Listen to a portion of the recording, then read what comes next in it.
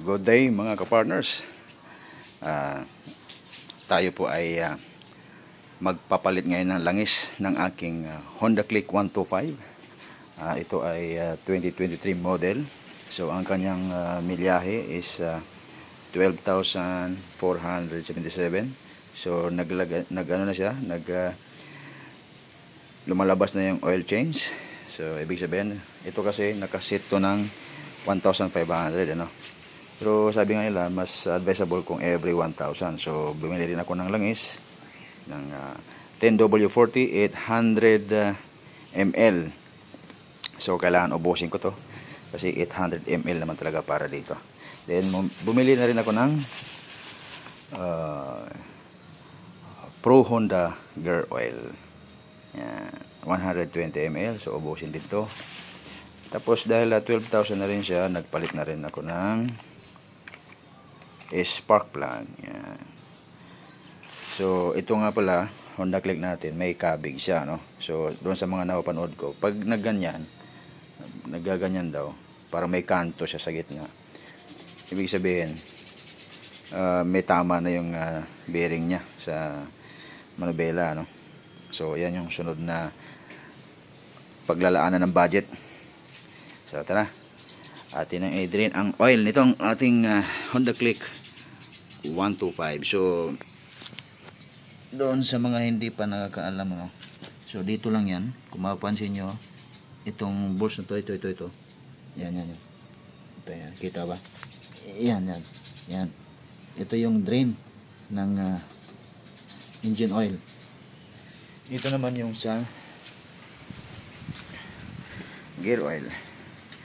So sa gear oil, ito yung drain ng gear oil. Dito ka naman magpapasok. So let's go. Tingnan natin. So ayan na siya, naka-drain na po siya. So hintay lang natin siyang mawala yung tulo. Pag nawala yung tulo na yan, saka po natin yan lagyan ng langis.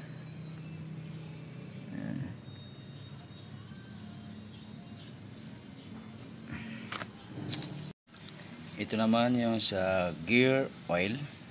Yan. Papalitan rin natin yan. So laging tandaan, isa, dalawa, dito sa pangbaba na pangatlo. Diyan kayo mag-drain, dito naman maglagay mamaya. Hintayin natin maubos yung tulo na yan bago natin palitan. Pag magsali naman tayo ng engine oil, itong nandito malapit sa may muffler, itong itim na to, yan, tatanggalin po natin yan. Then dyan tayo maglagay ng engine oil. So ito naman yung gear oil. So dito tayo magpapasok ng gear oil dito sa pangalawa, sa inner. Nakaano rin yan, kumbaga siya yung mataas,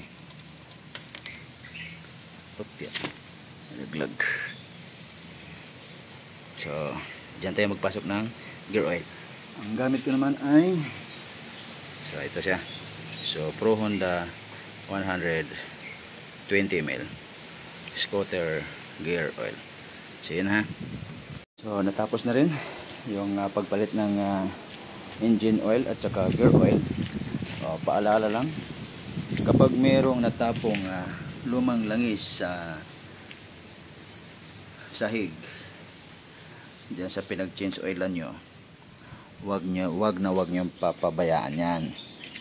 Dapat kumuha agad kayo ng sabon na may tubig, tapos hugasan nyo po kagad yan para iwas aksidente sa mga kaibigan nyo dyan or kamag-anak nyo.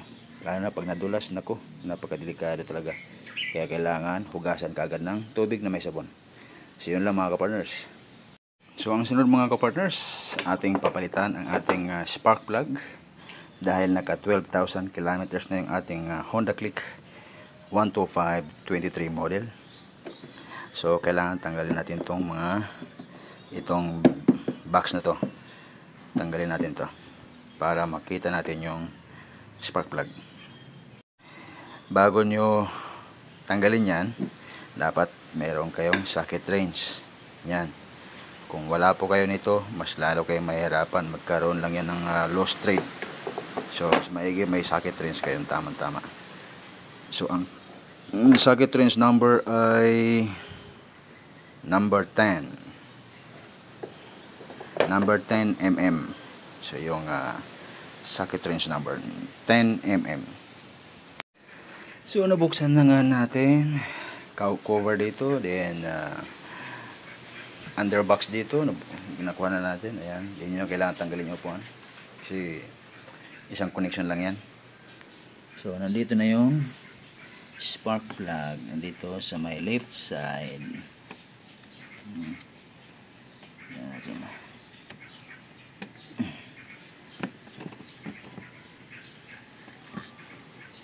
Diyan tigas-tigas So ngayon, kung wala kayo nito, wag na kayong magbukas para hindi masayang yung oras niya. Ito.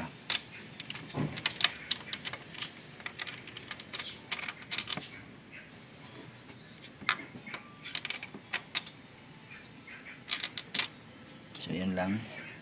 Yan o. Yung kanto yan o. Yan o. So yan. Salpak mo lang yan dyan.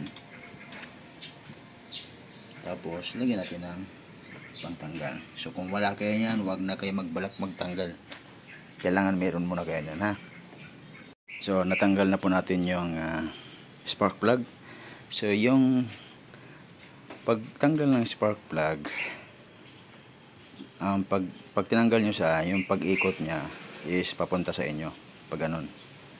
Pag sinara mo naman, pag ganun naman siya. Ang ikot naman niya, pa forward. Pag tinanggal, pa backward. Pagka sinara, pa forward. So ganun siya ha. So okay lang ko kahit na medyo mahaba ng konti itong ating spark plug na ipapalit. Ito ang KLG ano. So talagang tandaan natin every 12,000 kilometers. So ngayon 12,000 kilometers, sa sunod is 24,000, 36,000, ganun. So every 12,000 kilometers yung palit ng spark plug. So ikakabit na natin. So yun lang. So paalala ko lang no, nung kinabit ko to hindi siya gumana. So wala siyang power. Isang click, wala, patay agad. So itong bago na to CP7E. So hindi siya gumana no. So KLG. So siguro dahil ito talaga yung original niya, dapat ganito rin siguro bibilhin talaga. CPR9EA9.